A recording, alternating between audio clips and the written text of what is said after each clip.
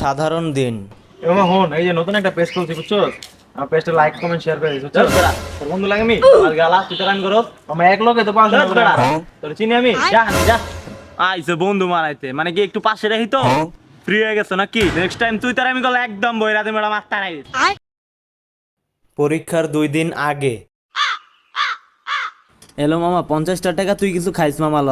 তুই হঠাৎ 50 টাকা দিয়ে গেছস? এই তো মনে করি এমনি খাওয়াইতে মন চাইলো, আর মামা তোর পেজ ওটা তো ফলো করে দিচ্ছে, আর 5 জনে তো শেয়ারও করে দিচ্ছি, আর all time like comment share থাকবোই আমার পক্ষ থেকে। আর মামা শুন, তোর যদি কোনো ঝামেলা টামেলা হয়, ভাইয়ের একটা ভাই মানে কি কলিজার বন্ধুর একটা কল দিবি, অমনি যায় যাম বুঝছ না, যেই হোক আমার বাপা হলেও বইরা দিম, বুঝছ না এই ব্যাপারটা।